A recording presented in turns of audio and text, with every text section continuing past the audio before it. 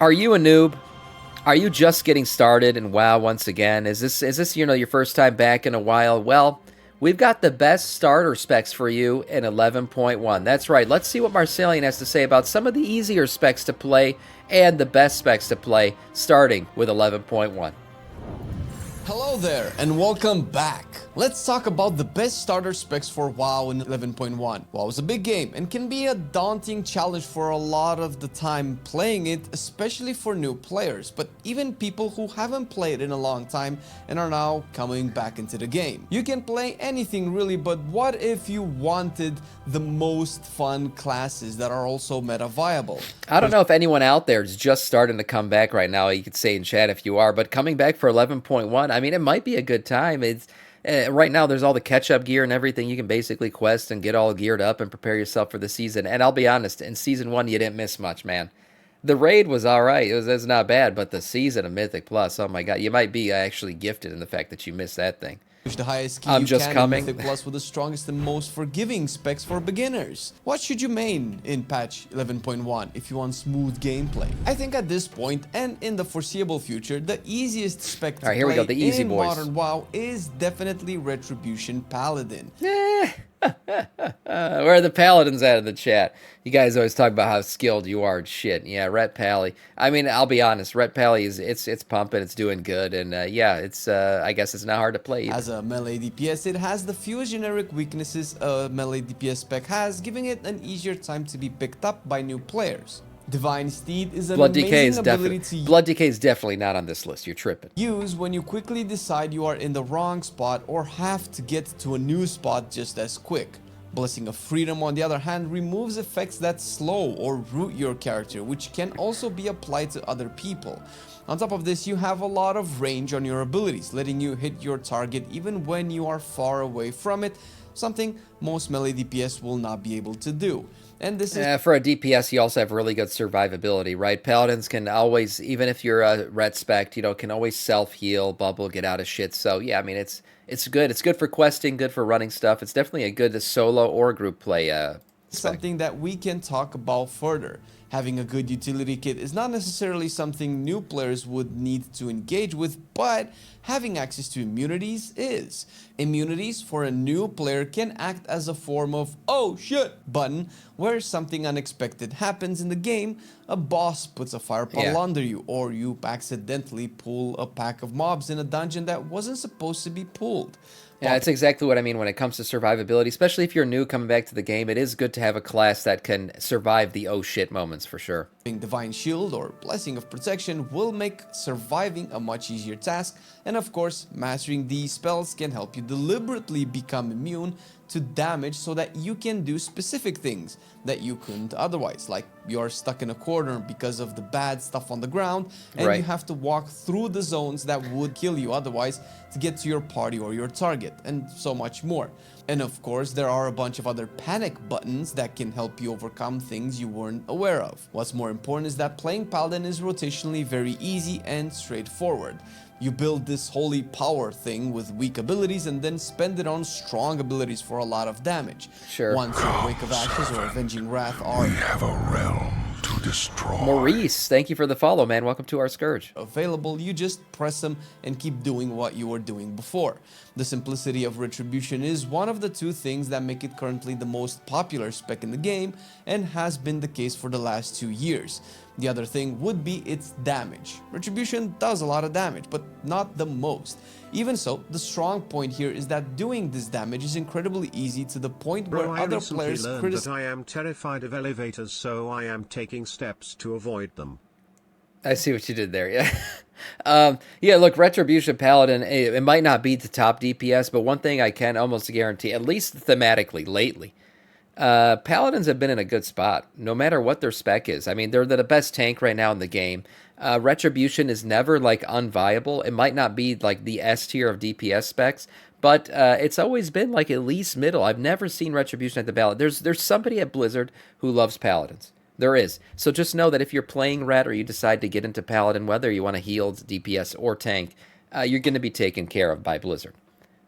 criticize it in bad faith. They love for their not paladins. requiring the same amount of work as their own class, which is ironically Can't say why the same this for is druids. such a good spec for a lot of people, especially those who want to learn the more intricate aspects of the end game. If your goal is to either raid, push Mythic Plus keys as high as possible, or both, the spec to start doing this with will be Beast Mastery Hunter. This Yeah. spec was the former king of easiest DPS, which it lost to Red Paladin. Beast Mastery Hunter is doing really good. I think it's even doing better in Season 2 now than it was in Season 1. And again, survivability. I mean, you got your beasts, right? You can easily quest, easily have your pet hold aggro for you in dangerous situations. You're going to pull shit, right? You're just gonna do. It's what Beast Mastery Hunters do. They're gonna pull things before it's time to be pulled. They're gonna pull extra mobs. They're gonna do fucked up shit. It just comes with part of the course of being a Beast Mastery Hunter. But you're gonna survive it most likely and kill your friends in the process. At the moment, but that didn't necessarily make Beast Mastery complicated. It's still a very easy spec to pick up and play. If anything, it's probably the second easiest spec in the game after Retribution. The advantage it has over Red in endgame PvE is that it is a range damage dealer, but also can do its rotation while moving. Although Red has mobility and range on some of its abilities, you cannot compete with a spec that never has to stand still to deal damage. This is true. Come, servant. We have a realm Snooker. to destroy. Thank you for the follow. Welcome to our Scourge. This is true, and typically melee is going to be a bit harder to play than range, and that's just because mechanics are a bit easier to avoid when you're out in range. You got more space to move around and stuff. And then add on top of that, it's a very mobile class, right? It's not, maybe playing Arcane Mage where you used to sit on the rune and stuff like that. You're less mobile if you really want to pump out your DPS. That's a bit harder to play than, say, a Beast Mastery Hunter where you can really just run around and shoot your shit. It's much more easy to avoid mechanics. Ranged DPS in video games have an incredible advantage over everyone else in the fact that they can be far away from danger. This gives them more time to react and make a decision, but can also see more of the combat. Melee DPS tends to be too close to the elephant to see the whole thing a lot of the time. Beast Mastery was how I became a proper raider as well, and this is a fun little story. Up until Battle for Azeroth, I raided on and off, and that was mostly by casually pugging or being by accident in a guild or two. This all changed when Marcelin and I decided to do class guides and realized we needed some actual raiding experience, first to know what we are talking about, but also to get you don't got to know what you're talking about. I've made like a half decent career off of posting stuff about World of Warcraft on YouTube, and I have no idea what the hell I'm talking about. So I don't know if that's true, but I mean, yeah, knowing what you're talking about might help a little bit. Different classes into a raiding environment. This was in Battle for the Zara lore, the second raid of the expansion. I was an elemental shaman at the time and didn't know my left from my right.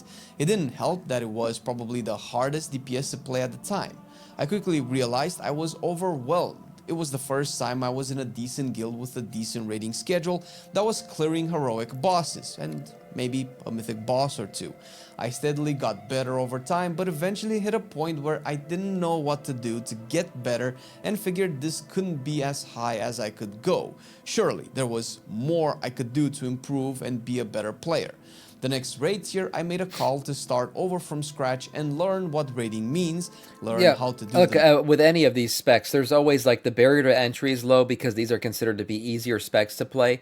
But then there's always the other side of the coin where if you really want to get good at your spec, right, you can take Beast Mastery to a whole nother level if you actually learn how to play the spec properly, really optimize everything, and then you'll just become a much better player in terms of Beast Mastery. But barrier to entry for Beast Mastery, yes, very low.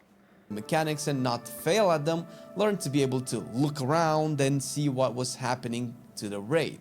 And the best spec for this was clearly Beast Mastery Hunter, since it was the easiest at the time, way easier than now by the way, which allowed my brain some space to process me having to move around and drop bottles, CC ads, and do all sorts of things while also keeping up my damage. Right. Because I died. Yeah, boy! Yeah, boy! What's up? Yeah, some classes are much easier to CC and stuff and do mechanics too. So yeah, I mean, Beast Mastery, it checks all the boxes. Finally, god damn it. On top of it being the best spec to learn endgame content with, it comes with a bloodlust ability that people will definitely want, and pets that can tank for you. This last part isn't super important, but if you can manage your pet, specifically in dungeons, you can have it tank, have it take aggro or threat away from you so you can survive, and much more. If you're doing solo content, whether it is old raids, questing, rare farming, mount collecting, and more, by far the best spec to play is Havoc Demon Hunter, and hear me out. Ooh, Some Havoc. people swear by Beast Mastery since you have pets that can handle the tanking for you, range damage, and tools to peel off enemies off of you so you can just disengage from combat, which are all true, but Havoc just brings a couple of key things that nobody else does. First of all is gliding. When you are doing solo content, I mean, if you want a mobile class, for sure. I mean, Havoc Demon Hunter, it doesn't get more mobile than that. You're flying around, you're gliding. You can easily get away from mobs if you pull too much by accident in the open world, or get away from real-life players, and then at the same time, you can get to hard-to-reach areas much more easily, too. you can find yourself being knocked into the air by certain bosses or farming a rare up a mountain or near a cliff and end up falling down. Drakthir, Being able yeah. to glide obviously eliminates that threat. Well, yeah, Drakthir, right? Yeah, I mean they are mobile too for sure, but I still think Havoc Demon Hunter takes the cake in terms of just the speed of their mobility. They're just so quick with everything too, the dashing and the darting everywhere. Of dying to fall damage, which in open world is present. Not very often, but when it happens, it can add a lot of time to what you are doing. Gliding makes skipping parts of content you don't need possible as well, which adds to the speed of what you are doing. Not to mention that Havocs are actually fast, maybe the fastest spec in the game. Yeah, I think they are the Gliding can fastest. make you actually avoid dying by deliberately jumping down a cliff, mountainside, or bridge to evade combat. You would be gliding down when the enemies would try to find the route down to you that eventually leads them back into being reset. The second major thing is that you have a lot of self-sustain. This is something that other classes have as well, most of the time through their own healing abilities, which makes Leech so much more valuable. With Leech, you can stay in combat and do your damage without having to stop, waste time and mana on healing yourself while your casts are pushed back from taking damage. That's right. Havoc also has good defensives. That was and something I didn't even consider. Their resource management is much easier than, say, a lot of the mana-based classes. also an immune in Netherwalk. Unlike Retribution, you cannot attack during it, same as Beast Mastery, but again, unlike Retribution, you gain a massive amount of burst speed that can help you get out of trouble. Havoc is probably the fastest spec in the game at clearing content, whether it is farming reputation, mounts, rares, transmogs, or anything else you can think of, and the fact that you can rely on yourself alone to do it all makes it the premier solo spec. Now, Havoc is probably, I haven't seen anybody do it yet, but Havoc's probably great for delves, man. You could probably speed run a delve so quick as a Havoc Demon Hunter. Now, when it comes to being invited into groups, we are approaching spicy territory, especially since this is a very relative issue. You want to get invited, play a tank. There are no tanks in the game. Or play a tank or a healer, because if your IO is a bit off or people just aren't sure about your item level or whatever, a lot of times they're going to get so desperate, they're just going to take you because you're a tank. Trust me, I know. I speak from experience. Relative to class balance, what is perceived as meta, Unqualified, and what but you get invited anyways. need, which it changes every time, and the best spec would be different every patch. Which is why it's better to talk about a class that can perform in all situations. You might not have the absolute best DPS, tank, or healer spec in the game, but the options available for you will give you access to anything you want to do. And that class is obviously Druid. Yeah, the Druid, good, amazing at nothing, good at everything kind of stance here. I mean, Druid has the most variety. They literally have 2 DPS specs, a heal spec, and a tank spec. What I will say, Feral Druid, right behind me right here, gonna take the cake. We haven't seen the numbers just yet, but Feral Druid, I've been saying it for a while, they are up and coming.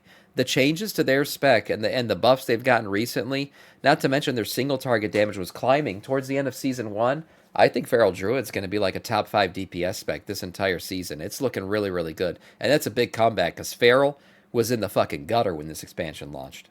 It is the only class with 4 specializations ranging from all roles. No, they are not safe. Watch melee and see. DPS and range DPS. I think they're going to be If you great. decide to be a Druid player and learn all of these specs, you will have an answer for anything and everything. Not to mention that if we are talking about more recent WoW, people are in dire need of healers and tanks, now more than ever. It's not easy to keep up 4 specs up to date with endgame content for what you would want to be invited to, but it can be worth it. Druid can also apply to the previous categories as well. It won't be better than what we recommended, but as an example, Guardian Druid and Balance are incredibly easy specs to play and get into. Feral is usually an above average raid damage dealer, while Balance would be that for Mythic Plus.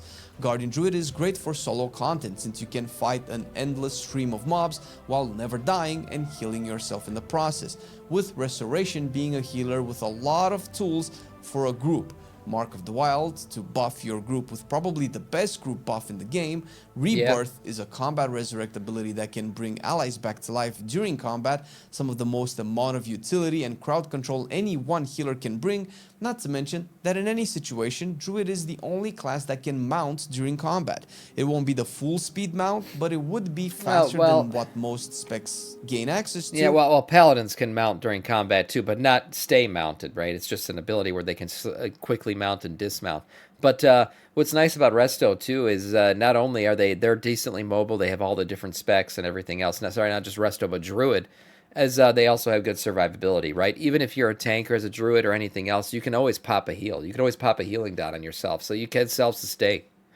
Faster than enemies can catch up to you, all while being able to remove an endless amount of effects that slow, root, or movement impair your character through the act of shape-shifting.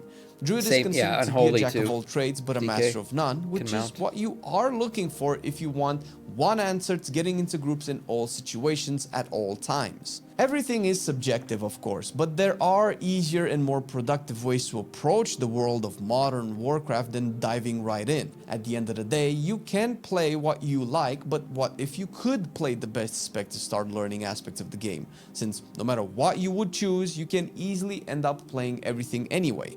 With the warband feature and how accessible stuff is, having alts is way easier than in the past.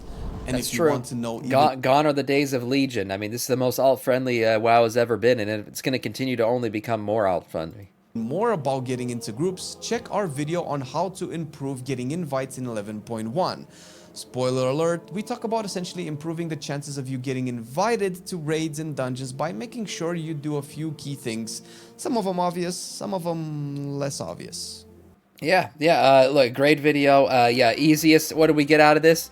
Retribution Paladin, pretty damn easy. Beast Mastery Hunter, pretty damn easy. You want to get invited to a group, my suggestion is either, if you're going to play DPS, you got to push your IO early in the season. And if you don't want to play DPS, healing or tanking will always get you invited for sure, because it's a rarity these days. Only the most skilled and most handsome players can play tank these days, for sure. Nice video from Marcelli.